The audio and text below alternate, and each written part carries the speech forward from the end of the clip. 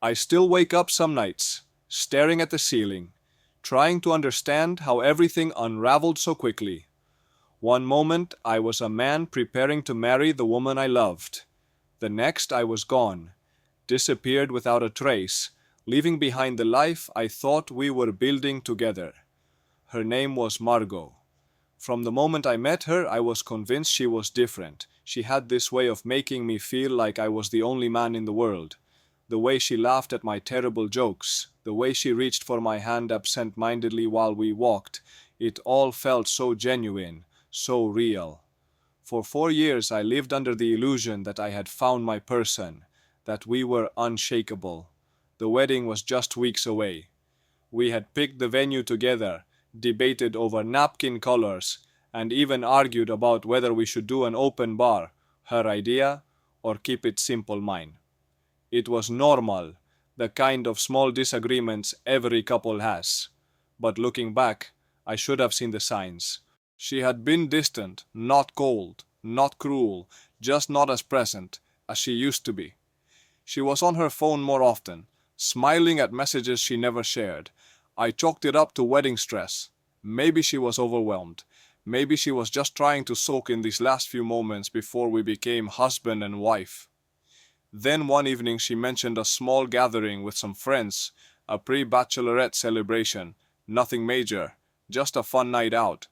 She told me about it so casually, like it was the most normal thing in the world. I remember watching her get ready that night, sitting on the edge of our bed while she stood in front of the mirror. She looked stunning, her hair curled just the way she liked, her dress hugging her in all the right ways. But there was something off. When she caught me staring, she smirked and said, "What?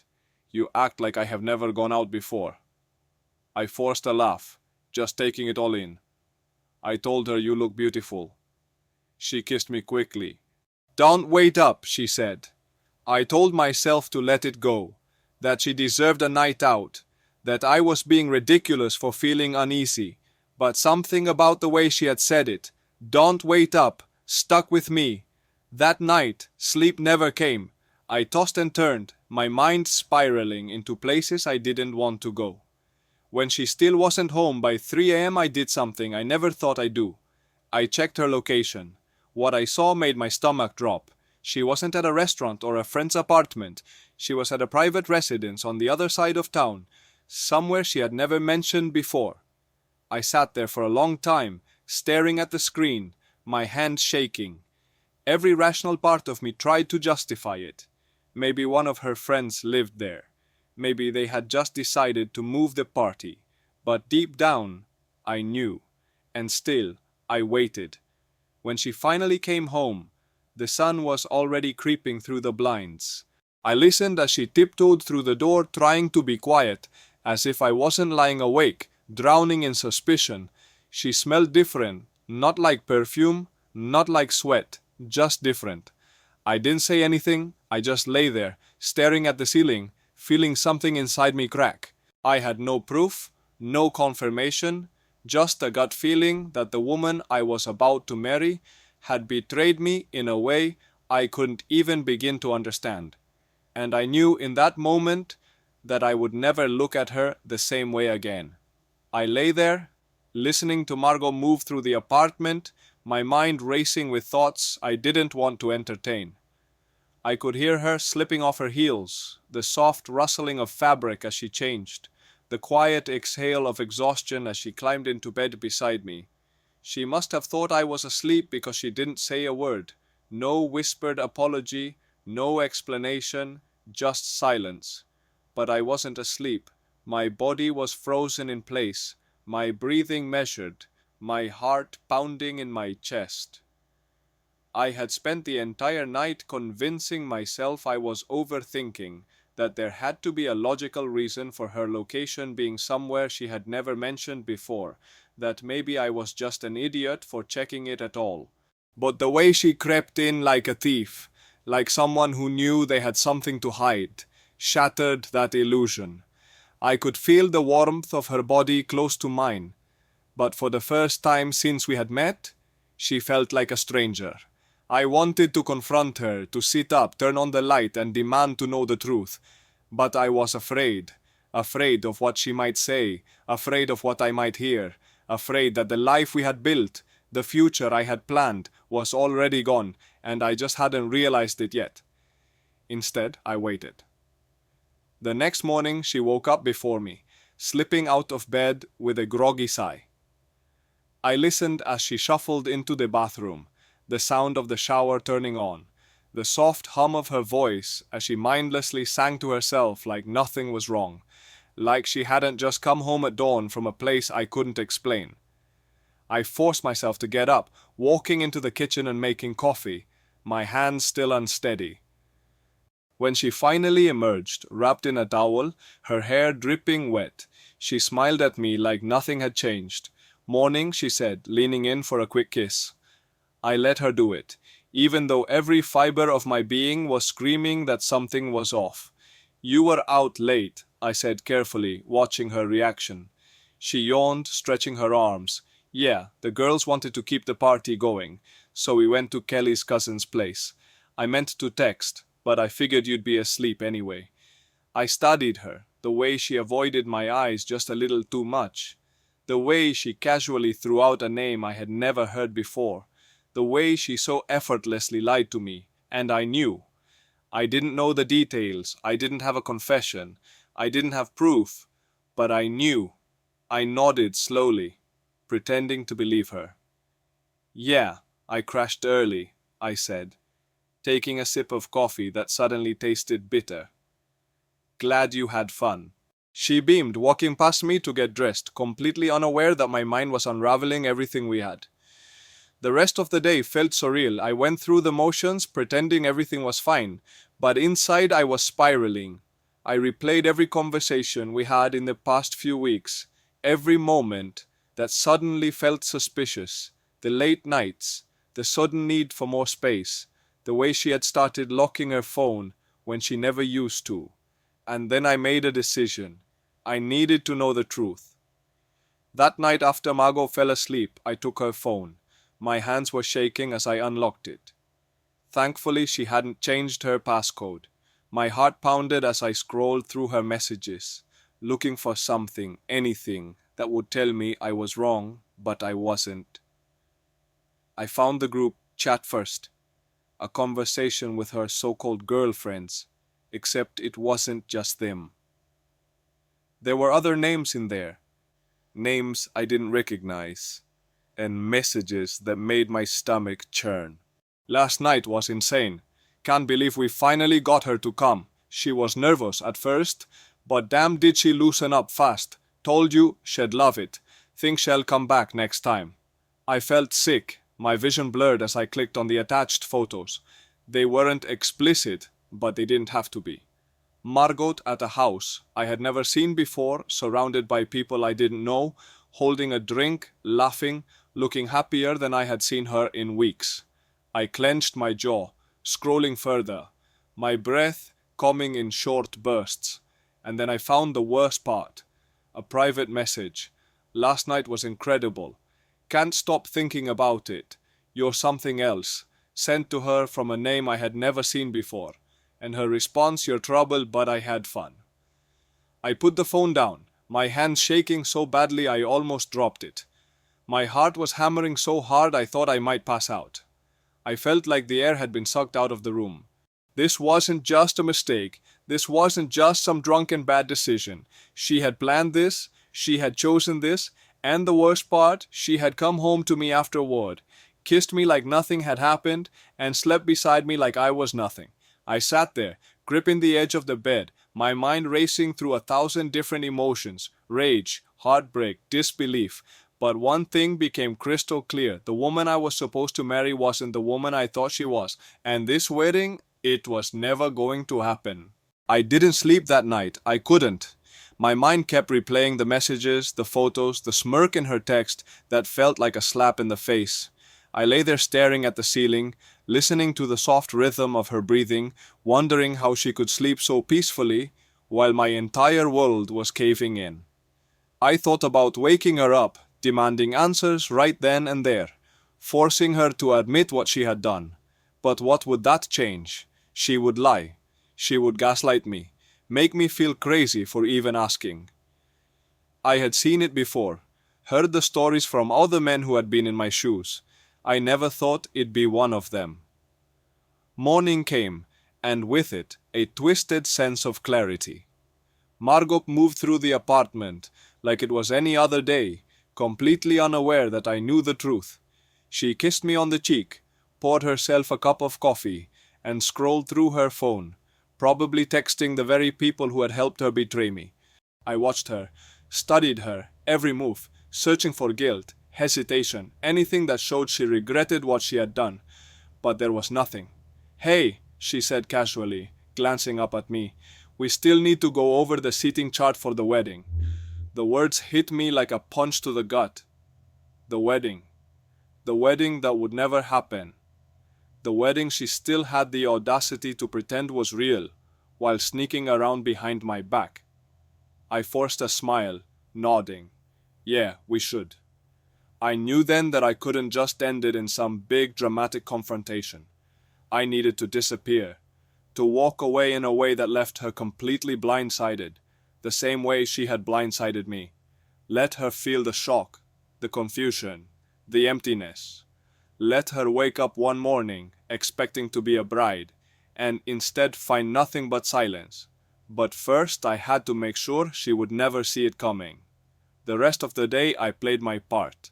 I talked about the wedding, like I still cared, nodded along when she mentioned final dress fittings and floral arrangements. I even agreed when she suggested we have dinner with her parents that weekend. All the while I was planning my exit. As soon as she left for work, I got to work. I called my best friend Jonah, the only person I knew I could trust. When I told him what happened, there was a long silence on the other end of the line. "Damn," he finally said. "You sure you don't want to confront her?" I shook my head even though he couldn't see me. "No, she'll lie, she'll twist it. I don't want the drama, Jonah. I just want out." He exhaled. "All right, man. What do you need? Help me disappear." And just like that, the plan was set. I started small. I took the essentials, my passport, a few changes of clothes, the important documents I didn't want her to have access to. I transferred money to a new account, making sure she wouldn't be able to touch a cent of it. I cancelled the lease on our apartment, sending the notice to our landlord under my name only. She would have no warning. Then I wrote the letter.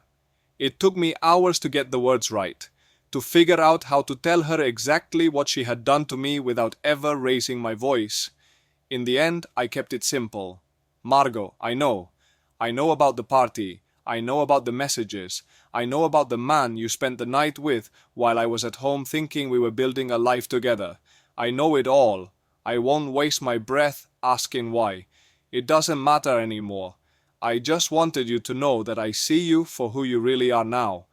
There won't be a wedding. By the time you read this, I'll be gone. I hope whatever you were looking for that night was worth it. Don't bother trying to find me." I signed my name, folded the letter, and left it on the kitchen counter where she would see it the second she walked in. Then, without a second glance, I walked out the door. I didn't take a single thing that reminded me of her. I didn't give myself time to mourn the life I had lost, because the truth was that life had never existed in the first place. It was all a lie. As I drove away, leaving behind the city, the apartment, and the woman I'd once thought I would grow old with, I felt something I hadn't expected. Relief. For the first time in weeks, I could finally breathe. The strangest thing about disappearing is how easy it actually is. People always assume it takes meticulous planning, months of preparation, a whole new identity. But really, it's just a matter of walking away and refusing to look back. As I drove out of town, I kept expecting to feel regret, some overwhelming urge to turn the car around and beg Margot for an explanation. But the further I got, the more I realized there was nothing left to salvage. What could she possibly say? Say that it was a mistake, that it didn't mean anything. I had seen the messages, the photos. I had read her own words, laced with excitement and flirtation, with no sign of guilt or hesitation. No, I didn't need an explanation. I needed distance. Jonah had set me up with a temporary place, a cabin in the middle of nowhere, a few hours outside of the city. It belonged to his uncle, who only used it during hunting season, and it was exactly what I needed. No internet, no noise, no reminders of what my life had just become. Just me, the quiet, and a stack of books I hadn't touched in years. As I pulled into the gravel driveway, I let out a long breath I hadn't realized I'd been holding. The cabin was small but sturdy, tucked away between thick pine trees that smelled like rain. I stepped out of the car, stretching my legs, feeling the weight of the last few days settled deep into my bones. Inside the place was simple: wooden floors, a stone fireplace, and furniture that looked like it hadn't been updated since the early 90s. I didn't care. I wasn't here for comfort. I was here to figure out what the hell I was supposed to do next. For the first few hours, I just sat there, staring out the window, trying to process everything. It still didn't feel real. The wedding invitations had already gone out. Our families were expecting a celebration, a future, a life we had promised to each other. But while I had been picturing forever, Margot had been sneaking out to what? To chase some cheap thrill? To feel something I apparently couldn't give her? I shook the thought away. It didn't matter. It wouldn't change anything. My phone buzzed, pulling me out of my daze. A text from Jonah. Did you do it? I hesitated before typing back. Yeah, I'm out. A few seconds later, another message. You okay? That was a harder question. Was I okay? I wasn't sure. There was no word for the kind of numbness I felt. I didn't reply. I turned my phone off instead, tossing it onto the coffee table. The next few days were a blur of silence. I woke up late, sat outside for hours, let the sun warm my face while my mind drifted between anger and emptiness. I tried not to think about Margot, but she lingered in the back of my mind like a ghost. Her laugh, her voice, the way she had looked at me just days ago, as if nothing was wrong. I wondered when she had found my letter, if she had read it with shock, with guilt, or if she had simply scoffed and shrugged, already planning her next night out. I wondered if she was trying to call me, if she was reaching out to friends asking where I had gone. Not that I would ever know. My phone stayed off. On the fourth day, Jonah showed up unannounced, a six-pack in one hand and a bag of takeout in the other. Figured you could use a beer, he said, stepping inside like he owned the place, and some actual food. You look like hell. I let out a short laugh, the first real one in days. Thanks. I feel like hell. We sat outside on the porch, drinking in silence, the sound of the wind rustling through the trees the only thing filling the space between us. You ever think about what you're going to do next? He finally asked. I exhaled slowly, staring at the horizon. Not really. Right now I am just trying to figure out how to exist without feeling like my entire life was a lie. Jonah nodded, taking a sip of his beer. That's fair. For a long time neither of us spoke, and honestly, I was grateful for it. I didn't want advice. I didn't want reassurances. I just wanted to sit in the wreckage for a while, let the dust settle before I decided what came next. One thing was certain though. I wasn't going back. The first few days after I vanished felt surreal, like I had stepped into a different version of my life, where nothing made sense. The quiet of the cabin was both a blessing and a curse. It gave me space to think, but at the same time it made everything too real. I didn't have the distractions of the city, the noise of daily life, or the mindless routine of wedding preparations. Instead, I had the weight of what had happened pressing down on me, filling every moment with an overwhelming mix of anger, confusion, and something I refused to name, grief. I had spent years building a life with Margot, convinced she was the woman I would grow old with. Now that version of my life had been ripped away in the most humiliating way possible. I wasn't just dealing with a broken relationship. I was dealing with the fact that the person I had trusted the most had been living a double life right under my nose. The betrayal wasn't just in what she had done. It was in how effortlessly she had lied, how she had looked me in the eyes every day and made me believe she loved me. And now she was probably freaking out, wondering where I had gone. I hadn't turned my phone back on since I left. I didn't want to see her name pop up. I didn't want to hear her excuses, her fake apologies, her desperate attempts to spin the situation into something that could be salvaged. I had made my choice. I was done with her. But that didn't mean she was done with me. I knew she would come looking, and I was right. On the morning of the 6th day, I finally cracked and turned my phone on. It wasn't out of curiosity, I just needed to check my bank accounts, make sure everything was still in order. But the moment the screen lit up, I was bombarded with missed calls, voicemails, and texts, most of them from Margot. I scrolled through the notifications, my stomach twisting as I read the desperate messages. Where are you? What is this? Come home. Let us talk about this. Please, I need to see you. This is insane. You're overreacting. At least tell me you're safe. The messages started off frantic, then softened into pleading, then slowly into frustration. The last few texts were shorter, colder. You're being ridiculous. If you're going to run away like a coward, maybe it's for the best. I clenched my jaw, my grip tightening on the phone. There she was, the real Margot, the one who couldn't handle losing control. I didn't reply. I didn't even listen to the voicemails. I put the phone down, exhaling slowly. She wasn't sorry. She was just upset that I had walked away before she could manipulate me into staying. A part of me wondered how long she had been planning to tell me, or if she had ever intended to tell me at all. Would she have gone through with the wedding, pretending everything was fine? Would she have stood in front of our friends and family, saying vows she didn't mean? The thought made me sick. By the time Jonah showed up again, I had already decided I wasn't going to waste another second thinking about her. He parked his truck beside mine, stepping out with 2 grocery bags in his hands. Figured you were probably living off canned soup by now, he said, tossing them onto the counter. I snorted. Not far off.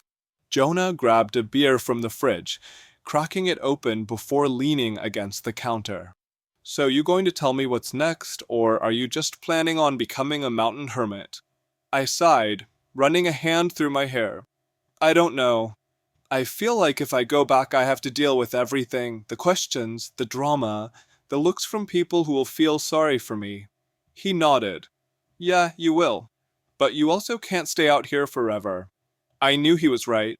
As much as I wanted to stay hidden, to avoid the mess entirely, I couldn't put my life on hold just because of Margot's betrayal. I needed to figure out what moving forward looked like, even if I had no idea where to start. Jonah studied me for a moment before setting his beer down. Look, man, I know you don't want to hear this, but she's probably going to keep reaching out. She's not the type to just let this go. I scoffed.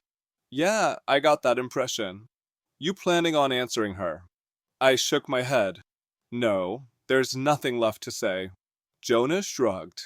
Good, because knowing her, she's probably already working on a way to spin this, make herself the victim. I thought about the last message she had sent, calling me a coward, acting like I was the one who had betrayed her. It was almost funny how quickly she had turned. Almost. I exhaled, looking out the window, watching the trees sway in the breeze. I just need to figure out what's next, I murmured. Jonah clapped a hand on my shoulder. Then let's figure it out. And for the first time since I left, I actually believed that was possible. The next morning, I woke up with a strange sense of clarity. It wasn't peace, not yet, but it was the closest I had felt to it in days. The anger was still there, simmering beneath the surface, but it wasn't the kind that clouded my thoughts anymore. It was focused now, sharp and cold, fueling my next steps instead of paralyzing me. Margot was still trying to reach me. I knew it before I even turned my phone back on. It had become a routine, checking my messages just to confirm that nothing had changed, that she was still in this stage of desperately trying to control the narrative. I didn't respond. I wouldn't. But something about the last message she had sent stayed with me. If you're going to run away like a coward, maybe it's for the best. I almost laughed when I read it. I was the coward. She was the one who had betrayed me, who had thrown away everything we had for a few nights of excitement. And yet in her mind, I was the one at fault because I refused to let her gaslight me into staying. It was the kind of logic that made me realize just how little I had really known about her. I spent the day cleaning up the cabin, trying to give myself some sense of control. Jonah had left early that morning, promising to check in later, but I didn't need company. What I needed was a plan, something concrete to work toward. The first step was cutting Margot out of my life for good. I sat down at the small wooden table, opened my laptop, and started going through every last connection we had. Joint accounts, shared subscriptions, anything that still tied me to her. One by one I severed them. I transferred my money into a private account, canceled my name off our lease, which thankfully had only ever been under my credit, and made sure she had no legal way to reach me. As I worked, I imagined her reaction. I pictured her scrolling through her bank app, seeing the balance at 0. I pictured her calling the landlord, confused as to why she suddenly had to handle everything on her own. Would she be angry? Would she cry? Would she even care? That last thought ached more than I wanted to admit. I wanted her to care. Not because I wanted her back, God no, but because I wanted her to feel the weight of what she had done. But that wasn't my concern anymore. By mid-afternoon, I had done everything I needed to do. The next step was figuring out what my life looked like now. I had a good job back in the city. Technically, I could go back anytime. But the idea of returning to the same streets, the same places where I had built a life with Margot, made my skin crawl. Everywhere I went would be a reminder. Every familiar face would come with questions, pitying looks, unwanted conversations. I couldn't do that, not yet. So I made a decision. I grabbed my phone, scrolled through my contacts, and found the number I hadn't called in years. It rang twice before a deep, familiar voice answered. Didn't expect to hear from you. I let out a breath, running a hand through my hair. Hey, Dad. There was a pause, then you okay? It was a simple question, but something about the way he asked it, the way he knew something was wrong without me saying a word, almost broke me. I swallowed hard. Not really. Another pause, then without hesitation he said, "Come home." And just like that I had my next move. I packed my bags that night. It was strange, stuffing everything I owned into a single duffel, realizing how little I actually needed. A few clothes, my laptop, the essentials. Everything else could stay. None of it mattered anymore. The drive back to my hometown was long, stretching across miles of open highway, the sky darkening as I put more and more distance between myself and the life I had left behind. I hadn't been back in years, not since my mom passed. My dad and I had never been particularly close. He was the quiet, reserved type, the kind of man who showed love in practical ways rather than words. When I left for the city, I never expected to return. But now I had nowhere else to go. When I finally pulled up to the old house, the porch light was on, casting a dim glow against the worn wooden steps. The sight of it sent a strange mix of emotions through me, nostalgia, relief, something close to grief. The front door opened before I even stepped out of the car. My dad stood there, arms crossed, watching me with an expression I couldn't quite read. He looked older than I remembered, the lines on his face deeper, his hair more gray than not. I shut the car door and exhaled. Hey, he nodded, stepping aside. Come in. The house smelled the same old wood, coffee, something faintly familiar that I couldn't quite place. I set my bag down in the hallway, suddenly feeling out of place in my own childhood home. My dad motioned toward the kitchen. You hungry? I almost laughed. Of course, that was his first response. Not what happened, not are you okay, just a quiet, unspoken offer of comfort in the only way he knew how. Yeah, I admitted. He nodded, turning toward the stove. Good. Sit down. I did, and for the first time in days I felt like I wasn't completely alone. Sitting in my childhood home, I felt like I had stepped into another version of myself, one I had long buried. The wooden kitchen table was the same one I had eaten at as a kid, the scratches and dents in it telling stories of a life before I ever met Margot, before I ever knew what betrayal felt like. My dad moved around the kitchen with the same quiet efficiency he always had, pulling out a skillet, cracking eggs, flipping bacon. He didn't ask any questions, not yet. He just let the silence settle between us unhurried, giving me space to speak when I was ready. It took me a long time to say anything. She cheated, I finally muttered, staring down at the grain of the table. That's why I left. I heard him pause just for a second, but he didn't look surprised. He simply let out a slow breath, scraping the bacon onto a plate. Yeah, he said, setting it in front of me. Figured it was something like that. I frowned, looking up at him. What do you mean? He shrugged, sitting down across from me with his own plate. You sounded different on the phone, and I know you. You wouldn't just up and leave unless you had no other choice. I picked up a fork, pushing my eggs around. I did have a choice, I murmured. I could have stayed. I could have confronted her. I could have let her explain herself. Would that have changed anything? I clenched my jaw. No. Then you did the right thing. I let out a bitter laugh. Doesn't feel like it. He chewed his food slowly, thoughtful. Not yet, he admitted, but it will dot we ate in silence after that, the only sound the faint hum of the fridge and the occasional clink of silverware. It was strange how normal it felt, like I hadn't just abandoned my entire life, like I hadn't just left behind a woman who had once been my whole future. When we finished, my dad stood up and grabbed a couple of beers from the fridge, sliding one across the table to me. Come on, he said, nodding toward the back porch. Let us sit outside for a bit. I followed him out, stepping into the warm night air. The backyard looked smaller than I remembered, the old oak tree still standing tall in the corner, its branches stretching out like they had when I was a kid. We sat down on the worn wooden chairs, the ones that had been there for as long as I could remember. My dad cracked open his beer, took a sip, then leaned back, watching the sky. After a long pause, he finally spoke. You know your mother, and I had our problems too. I blinked, caught off guard. He never talked about my Emon like that, not since she passed. What do you mean? I asked carefully. He exhaled, rolling the bottle between his hands. She never cheated, but we had our rough patches. Marriage isn't always what people think it will be. Sometimes you wake up next to someone and realize you don't know them at all. I swallowed hard.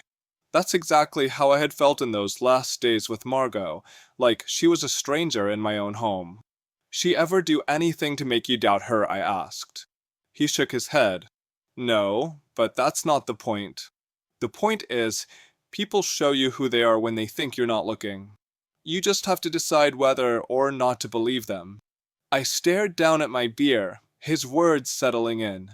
She showed you, son, he said simply, and you believed her. I didn't know what to say to that. We sat there for a long time, just staring at the stars, the weight of everything pressing down on me. For the first time since I had left, I felt something shift inside me, like I wasn't just running anymore, like maybe I was finally moving forward. The next morning, I woke up feeling lighter than I had in weeks. It wasn't that everything was suddenly fine, far from it, but for the first time since my world had been flipped upside down, I wasn't drowning in it anymore. I stepped outside into the early morning air, the scent of pine and fresh cut grass filling my lungs.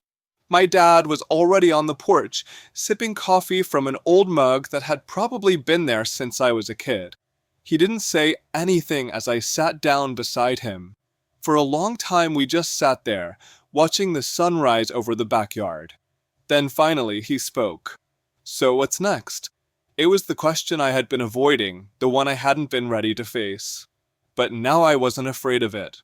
"I don't know," I admitted, "but I think that's okay." He nodded, taking another sip of coffee. "Yeah, it is." I thought about the life I had left behind, the apartment I would never step foot in again, the wedding that would never happen, the woman I had once believed would be my forever. It was all gone now, but for the first time that didn't feel like a loss. It felt like freedom. I turned to my dad. "I think I want to stay for a while." A small smile tugged at the corner of his lips. "I figured you might." And, just like that, I knew I had made the right choice. I wasn't running anymore. I wasn't lost. I was exactly where I was supposed to be.